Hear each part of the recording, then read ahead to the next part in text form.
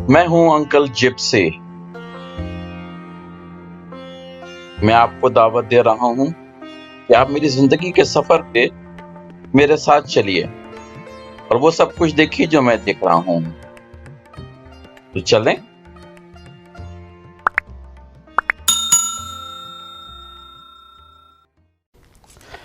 अच्छा जी, हाजिर हूँ फिर आपकी खिदमत में मैं। सारे अपना स्लोगन मुसलसल में चेंज करे जा रहा हूँ। खैर आज की तो वजह कुछ डिफरेंट है बिल्कुल ही। अपने जिम में हूँ मैं, आप देख ही रहे हैं, आपको अंदाज़ा हो रहा होगा पीछे मेरे। लेकिन ये कि आज वीडियो बनाने का मेरा रीज़न बिल्कुल ही डिफरेंट है, इसलिए मैंने कोई सफ़र करो मेरे साथ, देखो मेरे साथ नज़ारे वगैरह मैंने कुछ नहीं कहा है। वजह उसकी ये है कि आज मैंने सोचा ये कि जिम तो खाली पड़ा हुआ है। आपने मेरी दोनों वीडियोस पिछली देख ही ली हैं, जिसमें कि एक दफ़ा फिर क्या कहूँ कि गवर्नमेंट ने मेरी लाइवलीहुड से गेम खेला है कि उसने फिर दोबारा से मेरी जो इनकम के ज़रिया था वो बंद कर दिया है। पहले मैं तकरीबन 4 महीने के करीब बंद रहा हूँ कुछ अर्से पहले, और अब फिर दोबारा से 1 हफ़्ता हो गया बंद हुए हुए। पता नहीं कि कब दोबारा से परमिशन देंगे खोलने की। आप सोच सकते हैं थोड़ी देर के लिए, अगर थोड़ी सी भी किसी को बिज़नेस के ओनर से हमदर्दी है ज़रा सी भी, किस कदर बड़ा इन्वेस्टमेंट लगता है। मैं आपको बताऊंगा किस कदर बड़ा इन्वेस्टमेंट लगता है इस चीज़ को स्टार्ट करने के लिए, कितना खून पसीना इसके अंदर लगता है, कितना टाइम लगता है। और उसके बाद भी अगर गवर्नमेंट इतनी आसानी के साथ कहे कि बंद कर दो और कोई वजह भी ना हो उसके पीछे, उसकी वजह बताऊंगा मैं क्यों कह रहा हूँ कि इसकी वजह नहीं है। क्योंकि यहाँ की लोकल जो हेल्थ अथॉरिटीज़ हैं मेरी सिटी की और डिफरेंट सिटी की और डिफरेंट स्टेट्स की, वो नॉन स्टॉप कह रहे हैं कि जिम जो है वो रीज़न नहीं बना हुआ है। प्रॉब्लम जो हो रही है कोरोना की स्पाइक्स की रिसेंटली अमेरिका में, उसमें कोई भी स्पाइक जो है वो कनेक्ट नहीं हो रही है जिम की वजह से या इवन रेस्टोरेंट की वजह से।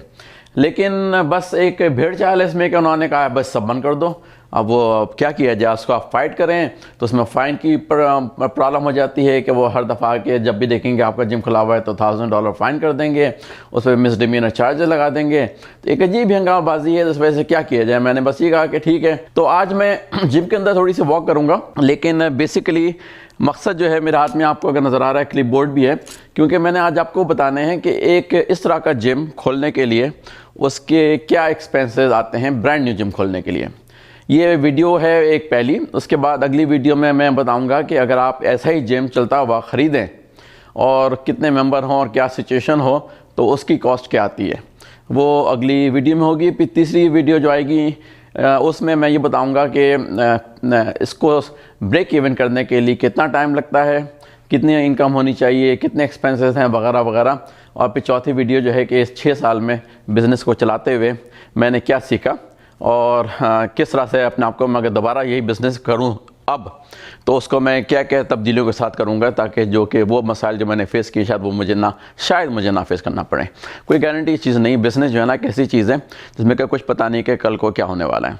जैसे अब मैं पिछले 4 महीने पहले बंद कर चुका बिज़नेस, और अब मुझे लगता है ये लोग ये कह रहे हैं कि इस दफ़ा भी महीना 1.5 महीना ये 2 महीने इलेक्शन ईयर है, बड़े मसाइल चल रहे हैं जी। क्या बताऊँ मैं, इसको क्या सच है क्या झूठ है कुछ पता नहीं चलता। खैर एनीवे, ये मौजूद जो है ना वो इस वीडियो का नहीं है। यहाँ पे मैंने सिर्फ आपको बताना है कि मोटे मोटे खर्चे क्या हैं बिज़नेस खोलने के। उसके बाद जो है अगर आपको शौक़ है मज़ीद बारीकी में जानने का तो आप मुझसे रीच आउट कर सकते हैं। फ्रेंचाइज जिम है, इसका नाम है एनी टाइम फिटनेस, और फ्रेंचाइज का मतलब ये होता है कि इस कंपनी ने बेसिकली काफ़ी टाइम लगाया है इसकी रिसर्च के ऊपर, सिस्टम की रिसर्च के ऊपर, उसको क्रिएट किया है और अल्टीमेटली एक ऐसा सिस्टम क्रिएट किया है इसको कि हर कोई फॉलो कर सकता है। सक्सेस की गारंटी कोई नहीं दे रहा, सब ये कि जिम खोलने का एक पूरा प्रोसेस उन्होंने डिफ़ाइन किया हुआ है। अगर आपको कोई मालूमात नहीं है पहले से जिम की ज़रा से भी, तो आप इस प्रोसेस को फॉलो करके एक नया जिम खोल सकते हैं। अगर आपको मालूमात है तो आपको कोई फ्रेंचाइज़ की फिर भी फ्रेंचाइज़ की ज़रूरत पड़ सकती है बाज़ केसेस में। वजह यह है कि दुनिया में जो भी रिसर्च हुई है अब तक उसमें ये बताया गया है कि जो फ्रेंचाइज जिम है उनका सक्सेस रेशो बहुत ज़्यादा है compare to non franchise gym, जो कि अपना खुद आपने मॉम एंड पॉप ने कहीं खोल लिया, उसका सक्सेस रेटो कम है। ये नहीं कह रहा कि वो सक्सेसफुल नहीं होते, और सिर्फ ये जो फ्रेंचाइज जिम है वो सक्सेसफुल ही रहेंगे, तो पहली ये कि फ्रेंचाइज जिम है, तो मैंने सेलेक्ट ये किया था कि मैं अगर बिज़नेस करूँगा तो कोई फ्रेंचाइज बिज़नेस ही करूँगा। इस बिज़नेस में आने की सबसे बड़ी वजह ये थी कि ये जो है एम्प्लॉय डिपेंडेंट इतना ज़्यादा नहीं है। फॉर एग्जांपल अगर मैं यहाँ पर अकेला काम कर रहा हूँ इस लोकेशन के ऊपर और सुबह का मेरी तबीयत ख़राब है या कोई मसला हो जाता है, तो ये नहीं है कि मैं अगर नहीं आऊँगा तो ये बिज़नेस जो है वो बंद रहेगा। कोई एम्प्लॉय नहीं है यहाँ पे, अगर मेरे अलावा कोई भी, जब भी ये बिज़नेस खुला रहेगा उसकी एक तरीका सिस्टम बना हुआ, उसके बारे में थोड़ी देर में बताता हूँ मैं। तो वो सबसे बड़ी वजह ये थी। दूसरी वजह ये थी कि जब मैं बुढ़ापा तो आ ही गया है, अब क्या छुपाना, किसी से कई दफ़ा बता चुका हूँ कि जी 63 साल की उम्र हो गई है। लेकिन ये कि अगर और भी बुढ़ापा मज़ीद वाला भी आ जाए, अगर मैं सर्वाइव कर गया, तो उसमें भी ये प्रॉब्लम नहीं है कि जी मेरी होती है ना गवर्नमेंट की जॉब या दूसरी जॉब प्राइवेट सेक्टर की, कि आप जो हैं बेकार हो गए, 55-60 साल की उम्र के बाद आपको हायर करने वाले लोग बहुत ही कम रह जाएंगे कि जी ये बंदा तो बूढ़ा हो गया। तो एज की लिहाज से यहाँ पे बुढ़ापा जो है ना वो एक तरह से कंसीडर किया जाता है कब आप बूढ़े हो गए। बिज़नेस में प्रॉब्लम नहीं है। मेरा बिज़नेस है, मैं अगर 80 साल में भी हाथ पैर चल रहे हैं मेरे, तो मैं आराम से इस बिज़नेस में आ सकता हूँ, अपना वक्त गुजार सकता हूँ, अपने आप को बिजी रख सकता हूँ और प्रोडक्टिव रह सकता हूँ। तो इस वजह से बिज़नेस में मैं आया था। तो पहला खर्चा तो हो गया है कि जो क्योंकि फ्रेंचाइज के नाम से बिज़नेस मैं कर रहा हूँ, तो उस कंपनी को मैंने एक फ़ीस देनी है उसके नाम को यूज़ करने की और उसका सिस्टम जिसने क्रिएट किया है उसको फॉलो करने का। तो वो फ्रेंचाइज फ़ी जो है वो हो गई है आजकल के ज़माने में। मैं सारे नंबर बताने की कोशिश करूँगा 2020 के लिहाज से। हालांकि मैंने बिज़नेस ये सारा शुरू किया था तकरीबन 6-7 साल पहले, तो उस वक्त की सारी कॉस्ट अलग थी, लेकिन अब की मैं कॉस्ट बताने की कोशिश कर रहा हूँ कि इस ज़माने में तकरीबन यही कॉस्ट क्या होगी। तो 35,000 और सारे जो डॉलर हैं, जो अमाउंट बता रहा हूँ, ये सारे US डॉलर में हैं, अमेरिकन डॉलर्स के हैं। तो आप अपने लिहाज से उसको कन्वर्ट कर लीजिएगा जहाँ भी आप वीडियो देख रहे हैं। तो फ्रेंचाइज फ़ी जो होगी आजकल के ज़माने में तकरीबन 35,000 है। तो वो आपने जनाब उनको पकड़ा दी, जब आपने उनसे कहा कि मुझे जिम खोलना है, तो 35,000 दे के उन्होंने साइन कर दिया जनाब फ्रेंचाइज एग्रीमेंट मेरे साथ। उसके बाद 2 साल का टाइम दिया मुझे उन्होंने कि 2 साल में आपका जिम खुला होना चाहिए। उसके बाद अगर आपका जिम नहीं खुला तो आपकी ये जो एग्रीमेंट है वो डिफ़ॉल्ट हो जाएगा, आपके पैसे भी गए और आपका एग्रीमेंट भी गया। उसके बाद जो अगला खर्चा आ रहा है वो ये कि फिर आपको जगह तलाश करनी ज़ाहिर है कि किस जगह पे खोला जाए, कौन सी जगह मुनासिब है इस बिज़नेस के लिए। हर बिज़नेस के लिए डिफरेंट रीज़न होते हैं, डिफरेंट क्राइटेरिया होते हैं, सर्कमस्टांसेस चाहिए आपको। लेकिन अगर जिम की बिज़नेस की बात कर रहा हूँ तो उसके लिए आपको लिखना पड़ेगा कि कौन सी लोकेशन इसके लिए जो है वो सही है। तो इस फ्रेंचाइज कंपनी के पास रियल एस्टेट का डिपार्टमेंट भी है। उनको मैंने कहा कि हाँ जी, मैंने सोच लिया है कि मैं इस बिज़नेस में जा रहा हूँ, मुझे इस इलाके में मैं रहता हूँ, इस सिटी में रहता हूँ, मुझे यहाँ पे आसपास जो है 6-7 सिटीज़ हैं, उसमें से आप बताएं कि कौन कौन सी जगहें अवेलेबल हैं इस साइज़ की जो मुझे बिज़नेस खोलने के लिए चाहिए। मैंने अपना सोचा था तकरीबन 5,000 से 6,000 स्क्वायर फुट का एक जिम खोलूँ मैं, जो कि नॉर्मली ज़माने में सारे जो हैं एनी टाइम फिटनेस उसी साइज़ के खोल रहे थे रफली। तो मैंने कहा मैंने उस साइज़ की जगह मुझे चाहिए। तो उन्होंने तकरीबन जो भी अपनी डेटाबेस में उनको नज़र आई उस सिटीज़ में जहाँ मैंने उनसे कहा था, तो उन्होंने तकरीबन 12 के करीब लोकेशन मुझे रफली बता दी कि भाई ये लोकेशन नज़र आती है इस जगह पे, इनमें आप देख लें। अच्छा जी, ये जगहें बताने के बाद जो है ना रिस्पांसिबिलिटी जो कॉर्पोरेशन जिसने मुझे फ्रेंचाइज की परमिशन दी है उसकी कोई नहीं है कि वो छानबीन करेगी आपके लिए जगहों का। वो सारी जिम्मेदारी आपकी है। उन्होंने जगह बता दी हैं। अब उसके बाद मेरी जिम्मेदारी थी कि मैं जाके घंटे लगाऊं, दिनों लगाऊं, महीनों लगाऊं, जो भी लगाऊं कि उन जगहों को देखने के लिए कि वहाँ पे हो क्या रहा है उस जगहों पे, फुट ट्रैफिक कितनी है, गाड़ियाँ कितनी आ रही जा रही हैं, कितने लोग आ रहे हैं जा रहे हैं, कौन कौन से बिज़नेस आसपास खुले हुए हैं, और ये कि लोग आसपास कौन से रहते हैं, उनके इनकम क्या है, कैसे घर बने हुए हैं, बहुत सारी चीज़ें हैं, और कितने अदर दूसरे जिम खुले हुए हैं उस इलाके में, वो मुझसे कम्पीट करेंगे तो क्या हालात होंगे। तो वो सारी चीज़ों को देखते हुए मैंने उस 12-13 लोकेशन जो भी उन्होंने बताई थी उसमें से मैंने नैरो डाउन किया तकरीबन 5 या 6 को कि ये कुछ इसमें हालात सही नज़र आ रहे हैं। तो उसके बाद अगला स्टेप ये आ जाता है कि आप जो बताया मैंने आपको कि आप घंटे तो आपने लगा दिया वहाँ पहुँच के उन जगहों पे, उसके बाद आपकी एक बड़ा स्टेप शुरू हो जाता है कि नेगोशिएशन विद द लैंडलॉर्ड्स। तो वो भी इंटरव्यूज़ लेते हैं, वो भी बार्गेनिंग करते हैं, वो भी छानबीन करते हैं। तो वो सब भी हो गई और उसमें मुझे बहुत सारे लोगों ने सिरे से जवाब भी नहीं दिया। कुछ लोगों को नेगोशिएट करने की कोशिश की तो उन्होंने कहा भाग जाओ या हम नेगोशिएट नहीं कर रहे हैं। क्यों नेगोशिएट नहीं कर रहे हैं? हमारे पास तो लाइन लगी हुई है लोगों की, इंटरेस्टेड लोगों की, तुम नेगोशिएट कर रहे हो तो आज लेने के लिए तैयार हैं। तो ये सब बातें जो हैं वो अपनी जगह पर हैं। तो आसान काम नहीं है जी। तो उसमें ये हुआ कि मुझे तकरीबन 1 साल लग गया और ये जल्दबाजी का काम नहीं है। अगर आपने जल्दबाजी करने की कोशिश की तो ऐसे फैसले हो सकते हैं जो कि गड़बड़ हो सकते हैं आपके लिए बिल्कुल ही। तो तकरीबन 1 साल लगा, लेकिन 1 साल में तकरीबन एक जगह मैंने फाइनलाइज करके उन्होंने भी मेरे बड़े इंटरव्यू ले लगा के अप्रूव किया। और उसमें सबसे बड़ी चीज़ ये है कि आपको उस वक्त जब आप सारी निगोशिएशन कर रहे हैं उसी वक्त सारी और एक आगे की निगोशिएशन भी करनी है। ये नहीं कि आपको सिर्फ जगह चाहिए, बल्कि आपको ये भी चाहिए उसके बाद कि जी मैं यहाँ पे बिज़नेस इस्टेब्लिश करने जा रहा हूँ, मुझे 3-4 चीज़ें आप लोगों से चाहिए लैंडलॉर्ड से। एक तो ये कि जी मैं 6 महीने मुझे लगेंगे तकरीबन साइन करने के बाद लीज़ आपकी जगह पे और उस जगह को खोलने में। क्यों 6 महीने लगेंगे? क्योंकि इसमें सारी डिज़ाइनिंग होनी है पूरी जगह की, इसमें सारी परमिशन लेनी है सिटीज़ से, जो कि बहुत टाइम कंज्यूमिंग चीज़ है। फिर इसमें कंस्ट्रक्शन होनी है, इसमें बेशुमार हर्डल्स आते हैं। तो ये काम नहीं है कि कोई ये काम दर एक स्टेप बाय स्टेप होता चला जाएगा। इसमें बहुत सारी चीज़ें बैक एंड फोर्थ। तो आप तकरीबन रफली समझ लें कि 6 महीने लगेंगे आपको उस जगह को खोलने में लीज साइन करने के बाद। तो आपने कहा जी मैंने 6 महीने जो है ना उसका रेंट नहीं देना है, क्योंकि ये प्रोसेस वो है जिसमें कि मैं पूरा अपने आप को स्टैब्लिश करने की कोशिश कर। तो ये कोई ऐसी अनहोनी बात नहीं है, लोग अक्सर मांगते हैं और अक्सर लैंडलॉर्ड ये दे भी देते हैं आपको इस तरह से वक्त। तो 6 महीने उन्होंने मुझे दे दिया। दूसरी नेगोशिएशन ये थी कि जी मैं ये 10 साल के लिए आपके साथ साइन कर रहा हूँ, तो आप मुझे कम से कम इतना तो करें कि कंस्ट्रक्शन कॉस्ट जो मेरी आएगी, वो बताने वाला हूँ मैं कितनी कंस्ट्रक्शन कॉस्ट है, वो आप मेरे साथ कुछ ना कुछ तो उसका शेयर करें। अगर पूरा करें तो बहुत अच्छी, बड़ी मेहरबानी जी आपकी। अगर आप पूरा शेयर नहीं कर सकते तो कम से कम कुछ कॉस्ट तो मेरी कंस्ट्रक्शन की आप एब्जॉर्ब करें। वो नेगोशिएशन बहुत सीरियस नेगोशिएशन है। नंबर 2, तो वो एक मैंने बताऊंगा अभी कि मैंने नेगोशिएशन वो क्या उसमें कामयाबी हासिल की, क्या नहीं की। तीसरी नेगोशिएशन जो है ना सबसे इंपॉर्टेंट, वो है पर मंथ रेंट की। तो रेंट और कॉमन एरिया मेंटेनेंस मिला के जितना आपको हर महीने हर सूरत में देना है, उसके लिए आपको बहुत ज़्यादा बार्गेनिंग करनी चाहिए, क्योंकि वो फिक्स कॉस्ट है, वो चेंज नहीं होती। और वो बिज़नेस उस पर, सक्सेस पे और आपकी इनकम पे, आपकी लाइवलीहुड पे उस खर्चे का बहुत बड़ा असर पड़ता है, क्योंकि बहुत मेजर खर्चा है वो। तो ये 3 चीज़ आपने बहुत ज़्यादा नेगोशिएट करनी है। अच्छा जी, अच्छा हाँ, लीज़ के वक्त जो है ना, जब आपने साइन कर दी लीज़, मैं बताना भूल गया वो खर्चा, तो वो 1 महीने का, पहले महीने का डिपॉजिट आपसे राइट में मांगते हैं लीज़ साइन करते वक्त। 6 महीने का खर्चा वगैरह ठीक है, उन्होंने 6 महीने कुछ रेंट वेंट नहीं लेना है, लेकिन पूरे 1 महीने की जो लीज़ की पेमेंट आती है वो आपसे राइट अवे अपफ्रंट मांग लेते हैं। तो मेरी जगह की तकरीबन पेमेंट जो थी वो $10,000 थी। मैं इसे नंबर बता रहा हूँ, ये नंबर बहुत ज़्यादा वेरी करता है from one location to another. ये मैं नहीं कह सकता कि जो नंबर मैं आपको बता रहा हूँ यही नंबर हर जगह पे चलेगा, तो डिपेंड करता है कहाँ पे है लोकेशन, कहाँ पे नहीं। ये तो आपको अंदाज़ा हो गया इतने अरसे में, अगर आपने वीडियो मेरी देखी है, कि मैं अमेरिका में हूँ, अमेरिका में भी कैलिफोर्निया में। तो ये जो खर्चे बता रहा हूँ सारे के सारे, ये मैं नॉर्दर्न कैलिफोर्निया नहीं बल्कि सदर्न कैलिफोर्निया के बता रहा हूँ। वहाँ पे मैंने जिम जो है वो बिल्कुल ही शुरुआत से शुरू किया था, जहाँ पे मैं सर वॉक अराउंड कर रहा हूँ बताते हुए। ये वो जगह जहाँ पर कि जिम ऑलरेडी इस्टेब्लिश था, उसको मैंने इस्टेब्लिश हालत में ख़रीदा था। वो उसकी वो जो अगली वीडियो है उसमें वो बातें बताऊँगा मैं। तो वो उसके $10,000 मैंने लीज़ के एक तरह से फर्स्ट मंथ के डिपॉजिट के मैंने वो भी देने पड़े मुझे। उसके बाद जो है जब मुझे उन्होंने रफ आउट पूरी उसकी डायमेंशन वगैरह जगह की दे दी, वो मुझे कॉर्पोरेट भेजनी पड़ी। तो कॉर्पोरेट वालों ने फिर उसको एनालाइज़ किया इस जगह को, और एक तरह से रफ डिज़ाइनिंग करके पूरी की पूरी उन्होंने कि कहाँ पे बाथरूम बनेंगे, कहाँ पे ऑफिस बनेगा, कहाँ पे ट्रेनर्स रूम का ऑफिस बनेगा, कहाँ पे लॉकर रूम होंगे, कहाँ पे कौन सी मशीनें लगाई जाएंगी, ये सारी डायग्राम उन्होंने मुझे बना के भेजी। और उसका एक खर्चा होता है तकरीबन, महल में उन्होंने मुझसे रफली $1,000 लिए थे, जहाँ तक मुझे याद पड़ता है। तो थोड़ा $1,000-2,000 तकरीबन रफली यही खर्चा है।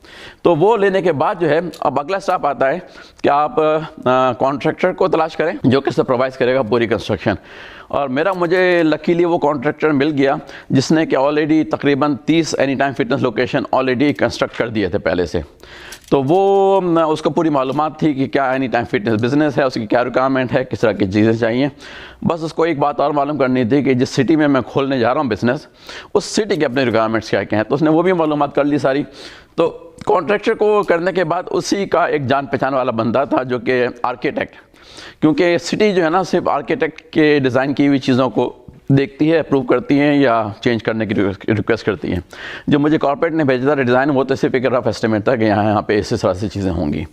तो रफ़ एस्टिमेट मैंने दे दिया उठा के उसको आर्किटेक्ट को, और आर्किटेक्ट ने उसको देख के और सिटी की रिक्वायरमेंट को देखते हुए सारी चीज़ें दोबारा से एक्चुअली ब्लूप्रिंट्स कहलाते हैं, वो डिज़ाइन की बाकायदा बहुत ज़्यादा कैलकुलेशन के साथ पूरी की पूरी, और स्ट्रक्चर एनालिसिस और सारी चीज़ें कि यहाँ पे कितने पिलर्स चाहिए, कौन कौन से सपोर्ट चाहिए, कौन से वॉल्स चाहिए, ड्राई वॉल्स चाहिए, क्या वगैरह वगैरह, फ्लोर कौन सा होना चाहिए, कितने बाथरूम और ये सब कुछ। वो बनाने के बाद उसने अपनी फ़ीस ली, आर्किटेक्ट ने पहले स्टेप की 3000, उसके बाद थोड़े से पैसे और लगे क्योंकि सिटी ने वापस जो भेजे थे उनको अप्रूवल के लिए सिटी को, तो उन्होंने इसमें कुछ चेंजेस वगैरह मांगी कि ये चेंजेस करो, वो चेंजेस करो। एनीवे, तो तकरीबन 4000 करीब हमें आर्किटेक्ट के पैसे लग गए। सिटी के अप्रूवल की फ़ीस तकरीबन उस डिज़ाइन को एवेल्यूएट करने की, उसके बाद उसमें जो चेंजेस लेके आनी है सिटी के लिहाज से वो रिक्वेस्ट करने की और सब अप्रूव करने की, वो तकरीबन शायद सिटी ने $1000 मुझसे चार्ज किए थे। तो ये अभी तक मैं बेसिक छोटे छोटे से खर्चे ही चल रहे हैं, अभी तक बड़े वाले नहीं है। अगला खर्चा जो है ना कंस्ट्रक्शन का, वो सबसे मेजर है। जब मैंने 7 साल पहले ये कंस्ट्रक्शन शुरू की थी उस कॉन्ट्रैक्ट के ज़रिए, वहाँ की साइज़ जो बना तकरीबन 5300 स्क्वायर फुट था, 5300 स्क्वायर फुट। तो कॉन्ट्रैक्टर ने मुझे एस्टिमेट दिया सारी चीज़ें अप्रूव होने के बाद सिटी वगैरह से कि इस पर तकरीबन 225,000 कंस्ट्रक्शन पे लगेंगे उस ज़माने में, और आजकल सुना जा रहा है कि यही खर्चा जो है तकरीबन 300,000 का लगता है इसी तरह की जगह को बनाने में कैलिफोर्निया में। याद रखिए मैं सारी बातें, कैलिफोर्निया अमेरिका का एक स्टेट है, वहाँ की बातें मैं बता रहा हूँ आपको मैं। तो वो एक खर्चा हुआ। अब ये जो आपको मैं बताऊँगा आगे इस खर्चों को बचाने के तरीके क्या हैं। अच्छा, अगला खर्चा बड़ा जो है ना सबसे मेजर, उसके बाद सबसे मेजर जो है वो कंस्ट्रक्शन। दूसरा मेजर जो आपको मैं इतनी देर से वॉक अराउंड करके आप देख ही रहे हैं मेरे साथ सारे इक्विपमेंट जो लगे हुए हैं यहाँ पे, ये सस्ते नहीं है क्योंकि वजह ये है कि हमारी कंपनी की रिक्वायरमेंट है कि ये उनके अप्रूव वेंडर से सिर्फ लिए जाएंगे। ये नहीं है कि आपने जनाब पाकिस्तान इंडिया में बहुत सारी जगहों पे और भी ये होता है कि चाइना से आपने इक्विपमेंट मंगा ली जो कि बहुत सस्ते पड़ते हैं। यहाँ पे ऐसी कोई चीज़ अलाउ नहीं करते ये लोग। ये बेशक चाइना के बने हुए हों लेकिन यहाँ की लोकल अमेरिकन वेंडर्स जो हैं उन्हीं से आप ख़रीद सकते हैं, आप डायरेक्ट कहीं और से नहीं ले सकते। उनके तकरीबन 8-9 डिफरेंट अप्रूव वेंडर्स हैं, उन्हीं की इक्विपमेंट से ली जा सकती है। और ये भी शर्त है कि कोई चीज़ भी इसमें यूज्ड या सेकेंड हैंड नहीं होगी, तो सारी चीज़ें ब्रांड न्यू होंगी जब अपने आप बिज़नेस खोलने आ रहे हैं। तो बेसिकली मेजर इक्विपमेंट जो हैं यहाँ के, आपको मैं क्या करके दिखाऊँ, सारे के सारे जो हैं वो कंपनी है life fitness. Expensive, every equipment is very expensive, that's why the cost for this equipment roughly जो है $185,000 मुझे लगी थी 7 साल पहले। तो अब समझ लें कि तकरीबन 200,000 के आसपास लगेगी यही इक्विपमेंट लेने में जो आपको नज़र आ रहा है मेरे साथ वॉक करते हुए। उसके बाद जो है यहाँ पे, क्योंकि मैंने थोड़ी देर पहले बताया था कि अगर मैं ना भी हूँ तो बिज़नेस खुला रह सकता है, उसका वजह यह है कि यहाँ पे एक सिस्टम बनाया हुआ उन्होंने, तकरीबन 18 हाई डेफिनेशन कैमरे लगे हुए हैं पूरे जिम के अंदर। लेकिन यह कि डोर सिस्टम जो फ्रंट का है उसमें पूरा सिस्टम लगा हुआ है कि आपको कोई फ्रंट डेस्क नहीं है यहाँ पे कि आप उसको फ्रंट डेस्क के ऊपर जनाब पूरा चेकअप करवाएं कि आप हैं मेंबर या नहीं। जैसे पाकिस्तान में, इंडिया में हर तरफ सिस्टम बना हुआ है कि फ्रंट डेस्क पर जाते हैं, अपना आईडी कार्ड ये जो कुछ भी दिखाते हैं या जिम की मेंबरशिप कार्ड। यहाँ पे ऐसा कोई सिस्टम नहीं है। यहाँ पे दरवाजे के ऊपर की फॉब सिस्टम है, उस पर आप अपनी जो आपको की इशू हुई हुई जिम की तरफ से वो आप लगाएं और दरवाज़ा अनलॉक हो जाएगा और आप अंदर आ जाएं। आपकी वेरिफिकेशन इस तरह से हो गई कि आप मेंबर हैं। और भी कुछ तरीके हैं, मैं डिटेल में जाऊंगा क्योंकि प्राइवेट इन्फॉर्मेशन है, प्रोप्राइटरी उन लोगों की। लेकिन ये कि बड़ा अच्छा सिस्टम है कि अगर मैं ना भी हूँ, कोई स्टाफ मेंबर ना भी हो यहाँ पे, तो मेंबर आ रहे हैं, जा रहे हैं, यूज़ कर रहे हैं, कोई मसला नहीं उनको कोई भी मसला नहीं पड़ रहा है। तो वो सिक्योरिटी सिस्टम पूरा लगाने की फ़ीस जो है मैं इक्विपमेंट वगैरह के, वो तकरीबन $20,000 है, जो कि मुझे देनी पड़ी क्योंकि वो भी ज़रूरी है बिज़नेस को चलाने के लिए। तो 20,000 जनाब वो एक्सपेंस हो गए। उसके बाद जो है जब ये हो गया कि हाँ सब चीज़ें कंस्ट्रक्शन वगैरह का खुलने का और ये सब चीज़ें तय हो गई, तो कंस्ट्रक्शन शुरू हो गई। कंस्ट्रक्शन शुरू होने में तकरीबन उसने कहा मुझे तकरीबन 3 महीने लगेंगे कंप्लीट करने में। जब मुझे पता चला कि अब तकरीबन कंस्ट्रक्शन को शुरू होने से कहा 3 महीने लगेंगे, जब 1 महीना हो गया कंस्ट्रक्शन को, बेसिक डेमो चल रही थी, उसके अंदर बेसिक सेटअप चल रहा था, तो आखिरी 2 महीने में हमारी कंपनी कहती है कि आप अपना ठेला लगा लें। ठेले से मतलब ये है कि अपनी टेबल कुर्सियाँ लगा लें अपने बिजनेस के सामने, आप मेंबरशिप बेचना शुरू कर दें। तो उस वक्त जो एडवर्टाइज मुझे बहुत ज़्यादा करना पड़ा, एडवर्टाइजमेंट फेसबुक पे या दूसरी जगहों पे, पेपर, मेलर्स एट होम और डोर हैंगर्स वगैरह वगैरह, उस पर मुझे तकरीबन $6,000 से $8,000 लग गए थे। आजकल सुना जा रहा है कि वो $12,000 लगते हैं उस मार्केटिंग के ऊपर। उसी ज़माने में एम्प्लॉयज़ को भी हायर करना पड़ता था कि वो टेबल पे बैठें, सेल्स वाले, एप्टीट्यूड वाले एम्प्लॉयज़ को हायर करना पड़ा था कि वो जिम खुला भी नहीं लेकिन मेंबरशिप बेचने में कामयाब हो जाएं। तो उन एम्प्लॉयज़ की सैलरी तकरीबन 3 महीने की मुझे तकरीबन $6,000 देनी पड़ी थी उस ज़माने में। अब एक छोटी छोटी चीज़ें रह गई हैं। ऑफ़िस है, ऑफिस की सप्लाइज़ हैं, ऑफिस में फर्नीचर लगाना है, टेबल कुर्सियाँ, कंप्यूटर, प्रिंटर, तो वॉल हैंगिंग, तो प्लांट्स, ये वो जो भी चीज़ें ऑफिस की, जो मुख्तलिफ ऑफिस हैं यहाँ पे, 3-4 ऑफिस बने हुए हैं यहाँ पे, तो उन सब की चीज़ें हैं, प्लस ये कि और पंखे शंखे, ये वो जो कुछ भी है, वो तकरीबन मुझे पड़ा था $7,000 का। और अगर मैं मिसलेनियस एक और शुरू कर दूँ, बकेट एक और जगह बना दूँ मिसलेनियस की, तो थोड़ा सा ओवर $600,000 बनाई है सारा। कि ठीक है, 600 तो बहुत ही बड़ा खर्चा है। वो क्या तरीके हैं जिसमें कि आप इसमें थोड़े से अपने पैसे कम लगाएं और कहाँ से पैसे और ज़्यादा आपको मिल सकते हैं जो कि आपके इस 600 को लोअर अमाउंट कर दें आपके लिए। तो इसमें जो सबसे पहली चीज़ मैंने बताई थी लीज़, उसमें जो आपने निगोसिएशन की है कि मेरा रफली एस्टिमेट ये है कि इस जगह की कंस्ट्रक्शन वगैरह के ऊपर तकरीबन 225 आ रहा था उस ज़माने में। तो मैंने कहा कि आप मेरा साथ शेयर करें कुछ कॉस्ट। तो बैक एंड फोर्थ निगोसिएशन हुई उसमें काफ़ी सारी, और अल्टीमेटली उन्होंने एग्री किया, और उसको मुझे भी एग्री करना पड़ा कि जो भी कॉस्ट आ रही है आपकी, उसमें से $85,000 हम आपको अपने दे देंगे। तो क्या बना, तकरीबन 225 में से 85 उन्होंने दे दिए, 35 में से, तो तकरीबन $140,000 वो मेरी जेब से निकलने थे कंस्ट्रक्शन के लिए। और दूसरा फिर है इक्विपमेंट का बहुत बड़ा खर्चा। तो उसमें ऑप्शन 3 है आपके पास। एक तो यही है कि आपने जाके ख़रीद लिया इक्विपमेंट सारे अपनी जेब के पैसे से, जो कि बेसिक ऑप्शन है। दूसरी ऑप्शन ये है कि आप इसको लीज़ पे लें। कंपनीज हैं यहाँ पे जो कि आपको इक्विपमेंट लीज़ पे देती हैं, और उस पर शर्त ये होती है उनकी कि तकरीबन आप जो हैं वो 20% इक्विपमेंट की टोटल कॉस्ट जो है वो आप देंगे अपफ्रंट अपनी जेब से, और बकिया जो है वो कंपनी, जो लीजिंग कंपनी है, वो उसको फाइनेंस करेगी 5 ईयर्स के लिए। और 5 ईयर्स में या तो आप सारे पैसे दे दें जो आपने इक्विपमेंट के हैं, जैसे कि 185,000, 20% अगर आपने दे दिया है तो 36 आपने अप फ्रंट दे दिया था, बकिया रिमेनिंग जो है 140 करीब आपको 5 ईयर्स में पे करना है, 140,000 5 ईयर्स में। और अगर नहीं किया तो फिर इक्विपमेंट उनके हो गए सारे के सारे। तो ये एक लीजिंग का ऑप्शन है। तीसरी ऑप्शन जो है वो ये है कि अगर आप जो हैं वो किसी बैंक के पास जाते हैं, जो कि मैं गया था यहाँ पे, उसमें ये कहा कि आपका टोटल खर्चा क्योंकि तकरीबन रफली 500,000 का आ रहा है, तो 20% आपको अपनी जेब से देने हैं, बकिया हम उसका बकिया अमाउंट का आपको लोन दे देते हैं। और वो लोन की टर्म्स ये थी कि 10 ईयर्स में मुझे पे ऑफ करना है। इक्विपमेंट अब मेरा सारा अपना हो गया है, लेकिन ये कि 10 ईयर्स में वो जो भी उन्होंने मुझे लोन दिया था उसको मैंने पे ऑफ करना है। तो तकरीबन मेरी जेब से इस बिज़नेस को खोलने में अपने पर्सनल पैसे 125,000 लगे इनिशियली, और फिर कुछ पैसे और मज़ीद ऐड होते चले गए, क्योंकि राइट अवे बिज़नेस इनकम तो जनरेट पूरी नहीं कर रहा होता है। एक बात और, मेरे लैंडलॉर्ड से मेरी निगोसिएशन हो गई थी शुरू में ही कि ना सिर्फ ये कि 6 महीने पहले वो मुझे बिज़नेस पे रेंट चार्ज नहीं करेगा, बल्कि खुलने के बाद भी फर्स्ट 12 मंथ्स में से 6 महीने मैं रेंट नहीं दूंगा और 6 महीने का मैं रेंट दूंगा पहले साल सिर्फ और सिर्फ। उसमें भी ये नहीं था कि पहले स्ट्रेट 6 महीने रेंट नहीं दूंगा, बल्कि ये था कि पहले साल में ऑल्टरनेट मंथ्स में मैं रेंट दूंगा, ऑल्टरनेट मंथ्स जो है वो मेरे फ्री होंगे। तो एक तरह से 12 महीने में से 6 महीने फ्री थे और 6 महीने, तो 6 महीने जो फ्री थे वो तो मसला नहीं था, लेकिन जो 6 महीने मुझे रेंट देना था वहाँ पर उस ज़माने में $11,000 अमेरिकन पड़ रहा था पर मंथ। वो बिज़नेस तो इतना क्रिएट नहीं कर रहा था, तो मेरे अपनी जेब से शुरू में गए हैं रेंट के पैसे भी।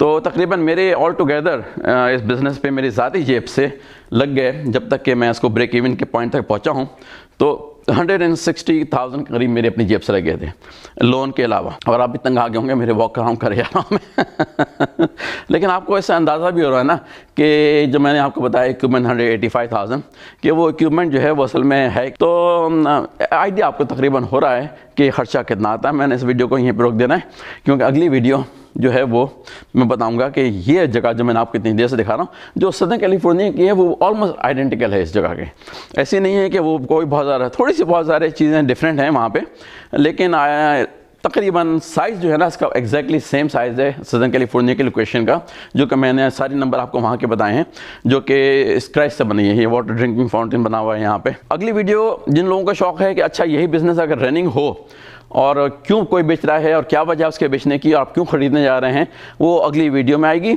और उसके बाद तीसरी वीडियो मैंने बताई थी, उसमें सिर्फ और सिर्फ बताऊंगा कि ब्रेक इवन तक पहुंचने के लिए आपको क्या क्या पापड़ बेलने पड़ते हैं। अच्छा जी, तो उस वक्त तक के लिए आप सब्सक्राइब कीजिए। सब्सक्राइब नहीं करेंगे तो आपको क्या पता चलेगा कि अगली वीडियो में क्या बताने वाला हूँ मैं आपको। बड़े काम की बातें हैं जिनको शौक़ है। अच्छा।